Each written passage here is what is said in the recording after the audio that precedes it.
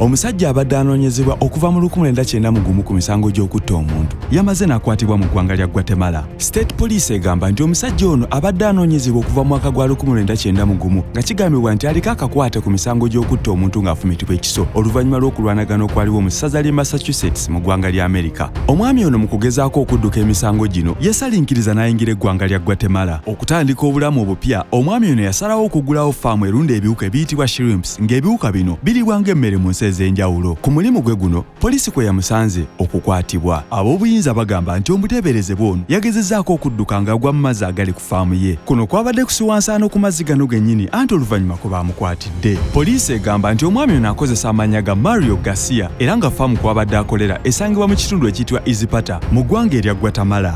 Tetwerabira, tulemera ku nsonga era tetussa mukono mu kaweefube waffe w'okulaba nti abantu abakoseddwa bafuna obwenkanya. Bwe tuba nga twasobodde okuva wano ne tutuuka e Guatemala ne tukwata omuntu yazza omusango gwa naggomola wano mu Massachusetts. Bye bimu ku bibala ebiva mu mulimu gwa poliisi ogw'amaanyi saako n'enkolagana yaffe mu bitongole ebyawaka ku mirirwano wamu n'ebunaayira. Kano Christopher S. Mason okuva mu Massachusetts State Police bw'atyo bwe yategeezezza oluvannyuma lw'okukwatibwa kw'omusajja ono. Ismael Resinos Garcia yafumitibwa ekisonga 16 Novemba 1991 mu bitundu by'e Attleboro. Poliisi yayise ekiwandiiko ky'okukwatibwa kwa Mario Garcia ebiseera ebyo yali aweza emyaka 19 wabula nga yasobola okwemulula n'adduka era yasumatuka okukwatibwa mu biseera ebyo. Mu mwaka gwa 2014 ekitongole kya State Police ekiyitibwa Violent Fugitive Apprehension Section nga kino kye kivunaanyizibwa ku kulondoola abantu abazizza emisango egy'okutuusa obulabe ku bantu ne badduka kyafuna amawulire nti Garcia ayinza okuba yaddukira mu bitundu eby'omulirwano mu nsi ya Guatemala mwasibuka. Mu mwaka gwa 2021 Garcia yali amaze okugattibwa ku lukalala lw'abantu abasinga okuyigibwa State Police. Mu ntandikwa y'omwaka guno gwa 2022 omukugu mu kunoonyereza ku misango era ng'ono yali akoze kunoonyereza ku musango guno yafuna amawulire nti Mario Garcia gwe banoonya yalibanga akola ku faamu emu eya shrimps mu Guatemala. Amawulire gano baagaweereza US Marshal Services abaakolera wamu ne Operations for Central America ne US Department of State Diplomatic Security Service Overseas Criminal Investigations Unit mu Guatemala. The Department of State ne Guatemalan Federal Police Force nabo baakwatira wamu mu kunoonya omusajja ono. Jjukira nti emisango gino we gyabeererawo Mario Garcia yali alina emyaka 19 gyokka wabula baagenze okumukwata ng'awezezza emyaka 5 egy'obukulu oluvannyuma lw'ab'obuyinza okumala emyaka egiwerera ddala 3 nga bamunoonya. Ab'obuyinza mu Guatemala bali mu kukola enteekateeka ez'okukwasa Garcia gavumenti ya United States asobole okuvunaanibwa mu Massachusetts mu kkooti z'omu Bristol. Wabula amawulire gano we gaafulumidde nga tekinnamanyika oba omwami ono alina looya agenda okumuyambako ku musango guno. Tuli basanyufu nti Ismael Resinos Garcia ku nkomerero agenda kufuna obwenkanya olw'entemulwa gye yatemulwamu etaalimu nsa. Omukulu wa poliisi ya Attleboro Kyle P. Higgin bw'atyo bwe yategeeza oluvannyuma lw'okukwatibwa kwa Garcia okunyolwa wamu n'essala zaffe bigende eri famire ya Ismael Resinos Garcia wamu n'abaagalwa be awummule mirembe. Emboozi yaffe ey'olwaleero ekomye wano. Weebale kulaba vidiyo eno wamu n'okuwuliriza. Emboozi eno bwe beekunyumidde tukusaba ogigabaneko n'abalala. Teweerabira kusubscribinga ku Italstv n'okunyiga akadaako oleme kusuubwa buli tukuleetera emboozi empya. Twongera okutegeeza okuva wano ku Italstv nti emboozi ze tukuleetera mu Ital Stories tubijja ku mitimbagano. Bw'oba oyagala okumanya ebisingawo tukusaba okola okunoonyereza okukwo. Amanya n'eddoboozi Juko Pius, Pius Sounds, Italstv.